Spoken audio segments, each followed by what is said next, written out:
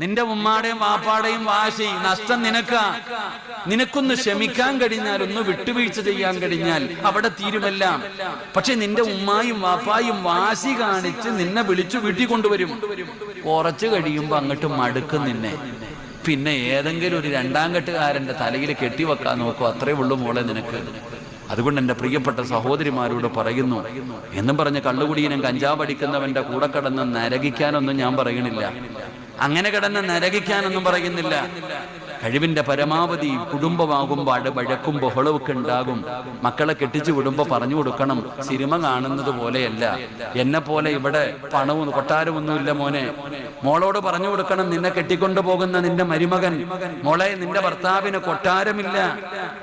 നീ ഇവിടെ കുഴിമന്തിയും മഹദിയും നെഹദിയും ഷവായിയും അൽഫഹും തിന്നോണ്ട് നടന്നതാ. ചിലപ്പോ അവിടെ കഞ്ഞിയും പയറും ആയിരിക്കും മോളെ.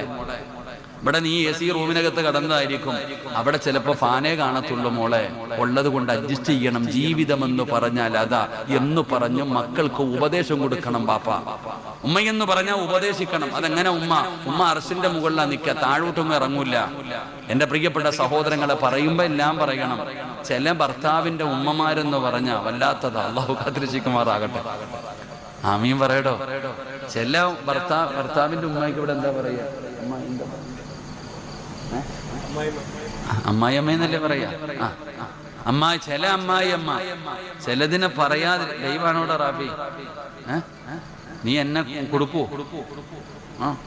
എന്നെ കാണുമ്പോഴേ എനിക്ക് പേടിയാ, ദൈവം എന്ന് കേൾക്കുമ്പോഴേ എനിക്ക് പേടിയാ. കാരണം ഇവരുടെ പേര് പറഞ്ഞ അകത്താ. അള്ളാഹു കാത്തിരക്ഷിക്കുമാറാകട്ടെ. ആകെ ഇതൊക്കെ ഉള്ളടോ, വേറൊന്നുമില്ല. ലൈവ് കൊണ്ട് ഇപ്പൊ ആകെ കട്ട് ചെയ്യാൻ മാത്രമേ ഗുണമുള്ളൂ, വേറെ പ്രത്യേകിച്ചൊന്നുമില്ല. അള്ളാഹു നമ്മളെ കാത്തിരക്ഷിക്കുമാറാകട്ടെ. എന്റെ പ്രിയപ്പെട്ട സഹോദരങ്ങളെ, ഈ ചില പെണ്ണുങ്ങള് ചെറുപ്പത്തിലെ ഭർത്താവ് മരിച്ചുപോയതായിരിക്കും. പക്ഷെ മകളും മരുമകളും അല്ലെങ്കിൽ മകനും മരുമകളും കൂടെ സന്തോഷത്തോടെ ജീവിക്കുന്നത് കാണുമ്പോ ചിലതിന് സഹിക്കില്ല. അങ്ങനെ ഉണ്ട് കേട്ടാ.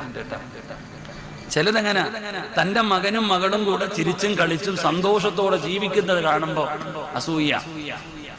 അപ്പൊ അങ്ങനെ ചിലതുണ്ട്. എല്ലാരും അങ്ങനൊന്നും അല്ലട്ടാ. അള്ളാഹു നമ്മുടെ അമ്മായി അമ്മമാർക്കൊക്കെ ആഫിയത്തുള്ള ദീർഘായുസ് കൊടുക്കുമാറാകട്ടെ. ആമീൻ പറയടോ. നിങ്ങൾ എന്താ ഇങ്ങനെ ഇരിക്കണം? അള്ളാഹു ആഫിയത്തുള്ള ദീർഘായുസ് കൊടുക്കുമാറാകട്ടെ.